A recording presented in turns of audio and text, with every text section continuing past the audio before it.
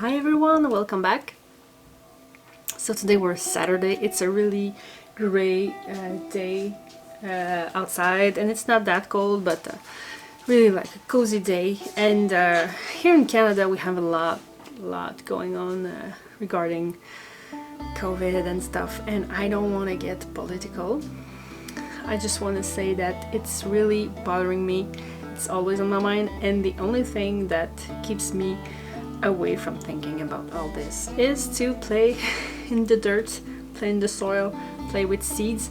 So today we're gonna do some winter sowing, and while I prepare this, I'm gonna show you what I'm gonna do with my everything I can actually reuse or recycle, because of course we can all go out and buy all these things to help us on the homestead and in the garden and whatever, but it does get really expensive, and we have all these kinds of things that can actually help us. I'm out of breath. I drank too much coffee. It's making me like so I'm gonna finish my coffee even. So we have all these containers and stuff that we use often, and we just have to find ways to reuse them. Not only is it environmentally friendly, but it also saves us money. Sometimes I'm wondering, is there anything that it can replace? So I have a few things here that I'm actually saving for the garden. Some of them like these. Allô? Salut? D'accord. I have a few bottles like these. The small ones like these. I'm reusing them in various ways. Maman, va demander à Viviane qu'elle l'imprime comme il faut. The first one, and I'm gonna have only one of these, I'm gonna poke some holes in them here, and it's gonna be a little spray bottle to like water some of my seedlings. Even if most of them I water them from the bottom, I like to have a little bottle like that handy. But the main reason I'm going to use these is because when the time comes, I've never seen anyone on YouTube do this. Maybe I just didn't follow the right person, but a lot of people around here does that. I'm going to cut this like as high as possible. I will remove this. I will poke some holes in them, and I'm gonna plant this in the garden like that.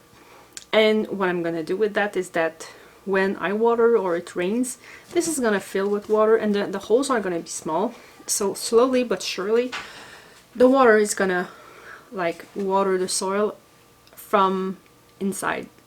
So I want eventually to invest in like some dripping systems, but this is actually pretty nice to have because it does water down the roots right like I don't know, almost a foot down, maybe 9 inches down, directly in the soil. So I'm saving these for that, and I will try to plant them like, I don't know, in each corner, in the corner of like 4 of these.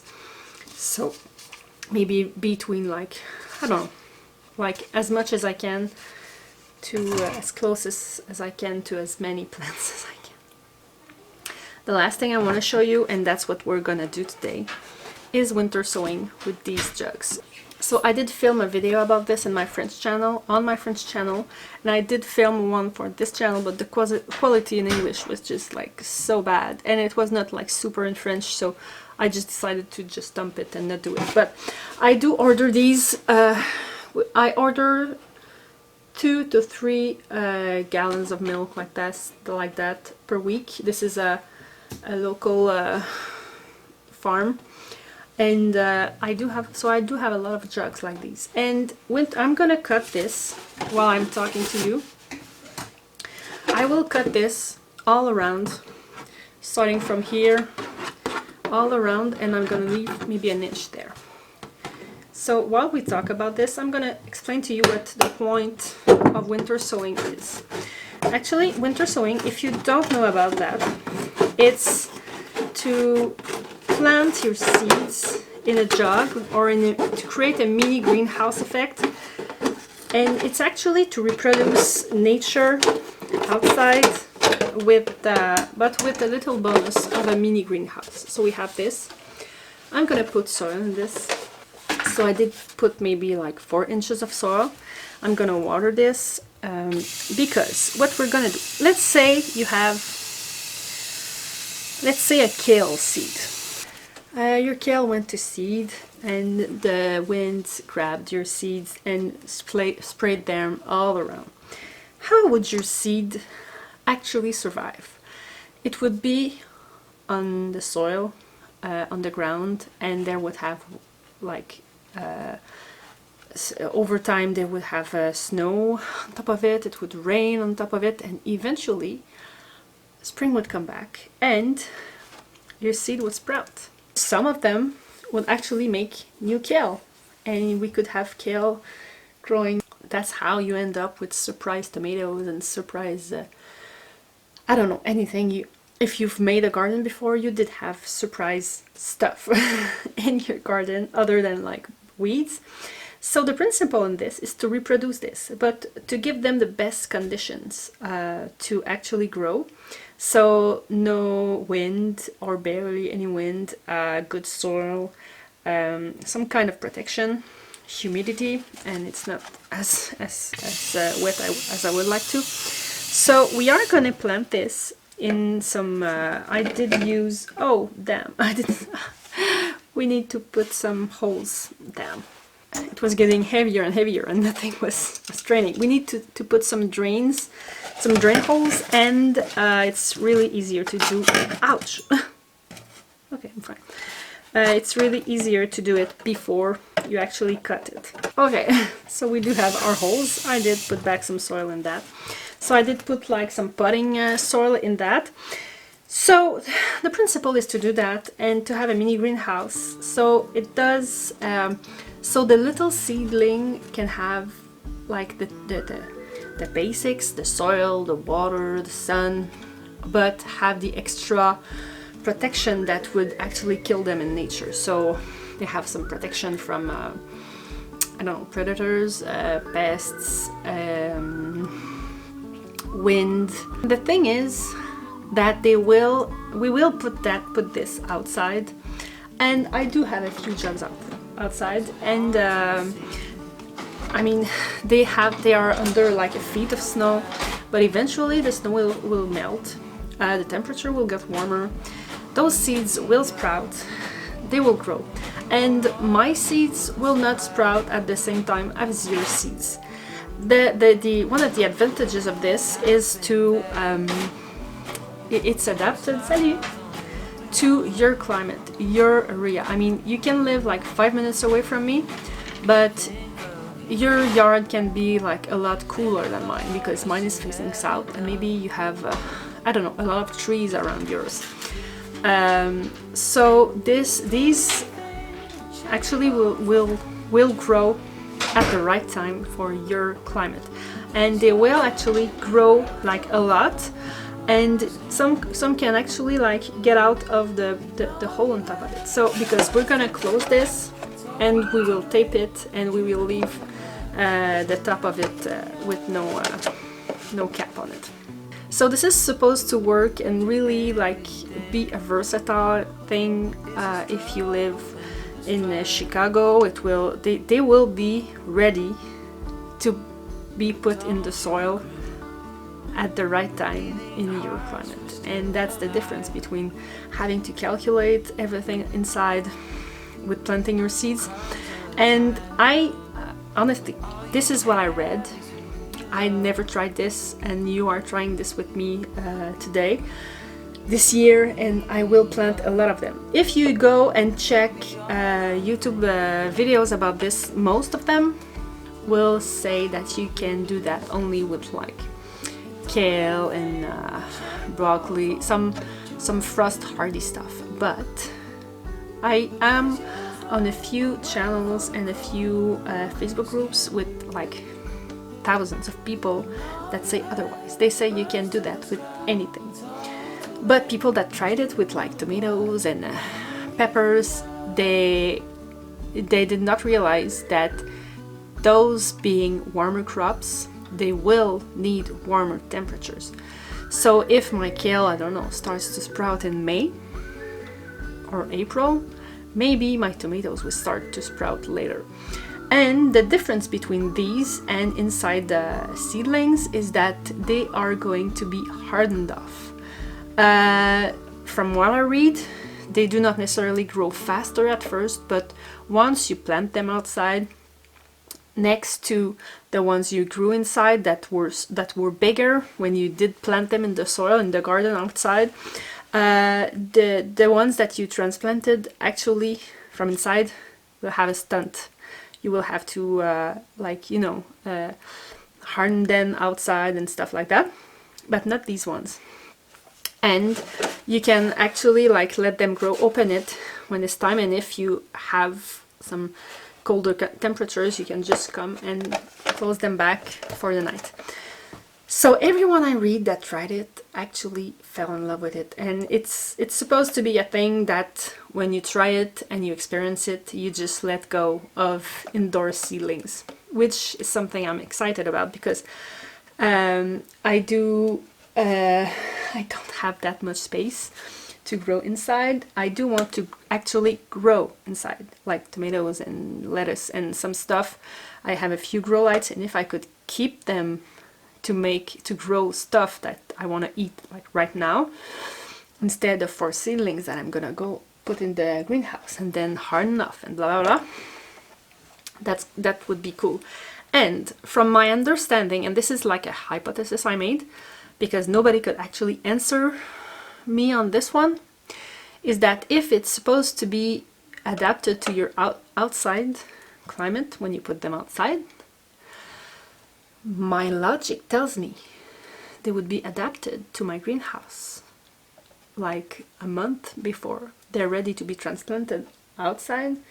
If I put this in my greenhouse, they should be ready to be planted inside my greenhouse for the ones I want to grow in my greenhouse.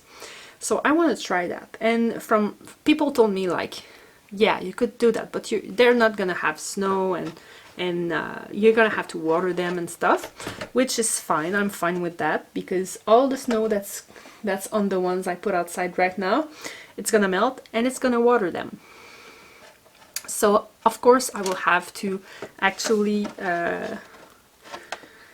water these if they're in the greenhouse, but if I can have some plants ready to put in the soil in the greenhouse at the right time, that would be awesome. So that being said, I did plant a few of them and I want to try a lot of things. I can't even remember everything I planted. I did this with the kids. We did maybe 10 different things, and the kids wanted to do melons and tomatoes and cucumbers. So I did do it with a lot of warm crops. I want to try it with some colder crops. I want variety actually. So I did not have time to actually put my new seeds with my old seeds. But let's see what we can do together today. I think we're gonna go with something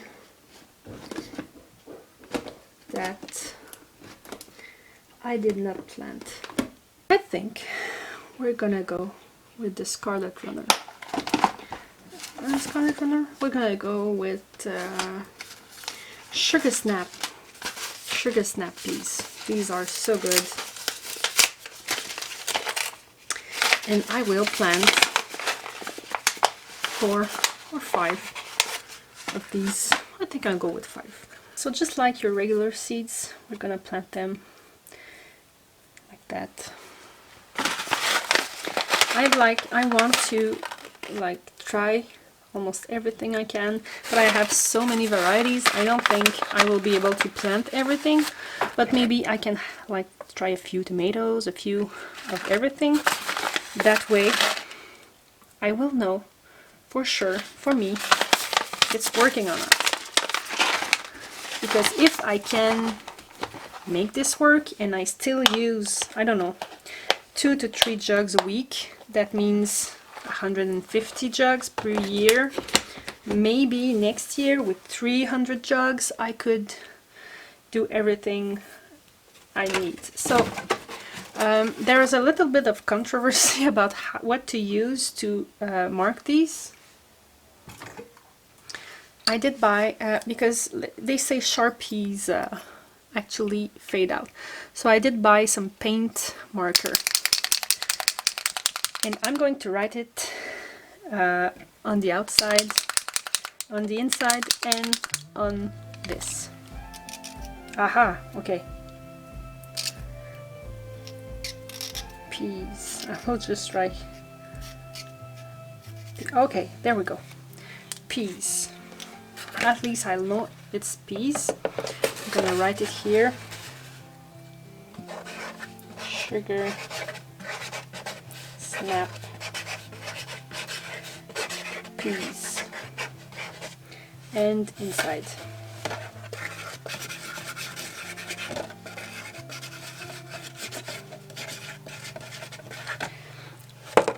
So, I'm gonna close this, and then we are gonna tape this with some really good tape. Don't cheap out on the tape, because that's going outside for months. We want it to hold it all together. So I have this Gorilla Tongue tape, which is supposed to be fine, and the gray tape is fine too, but don't use like a regular masking tape or this. I did not do it well. I should. Look at that. Go like this.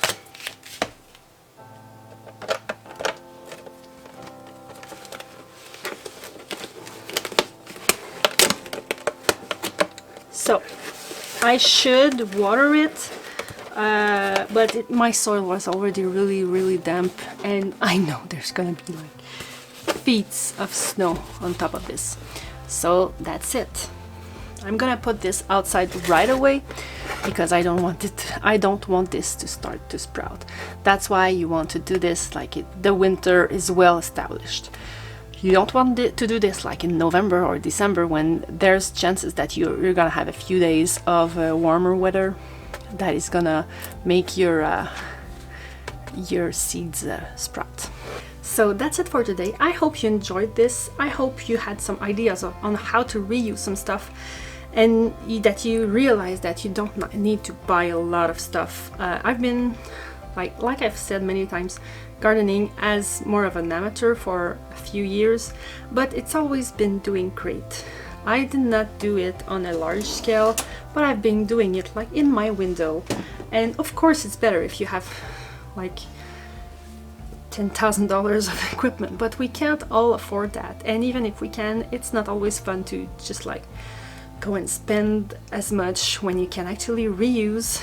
I hate to see my recycling bin like exploding, so that's why I'm trying to find ways to reuse my stuff, especially if it's, I mean, if we can kill two birds with one stone. If you have any idea on how to reuse some stuff like that, please say it in the comment and I will be glad to try it out. I have other ways to reuse, like cardboard and things like that. That's gonna be for another video. So thanks for watching and see you next time. Bye.